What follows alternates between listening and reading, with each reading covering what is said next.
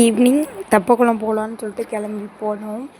தெப்பக்குளம் போனால் செம்ம க்ரௌடு, வண்டி நிப்பாட்டுறதுக்கு இடமே இல்லை.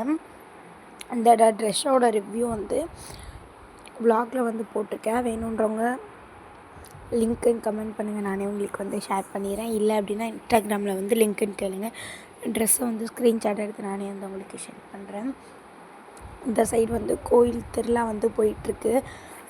மேபி இந்த சண்டேவோடு முடியுது. நாங்கள் போனது அக்கா தீச்சட்டி எடுக்க போன வீடியோஸ்லாம் இருந்துச்சு அப்படின்னா வாங்கி வந்து உங்களுக்கு நான் ஷேர் பண்ணுறேன்.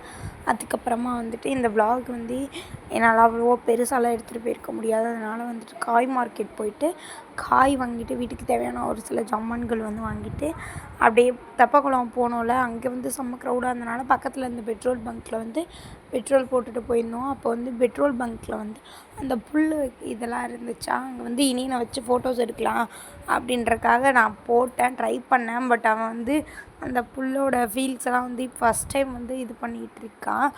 வெயிலுக்கு குழந்தைங்கள கொஞ்சம் சேஃபாக வச்சுக்கோங்க. தம்பிக்கு பயங்கரமாக வேர்க்கூறு வந்து நிறைய வந்துருச்சு. நான் அதுக்காக வந்துட்டு பவுடருமே போட்டுட்டு தான் இருக்கேன். ஆலோவேரா ஜெல்லுமே வந்து டாக்டர்கிட்ட கேட்டு போட்டுட்டு தான் இருக்கேன். அது இவனுக்கும் சரி அவங்க அப்பாவுக்கும் சரி ஸ்டார்டிங்லேயே வந்துட்டு வந்துருச்சு. மதுரை அப்படின்றனால வெயில் அதிகமாக இருக்குது.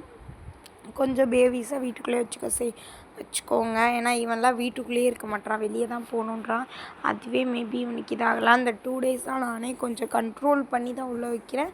வெயில் வரும்போது வந்து அவனை நான் தூங்க போடுற மாதிரி வந்து பண்ணிட்டேன். இந்த மாதிரி மோர் வீடியோஸ் அவங்க சித்தப்பா கூட இனிமேல் வருவான்னு நினைக்கிறேன். பாய்.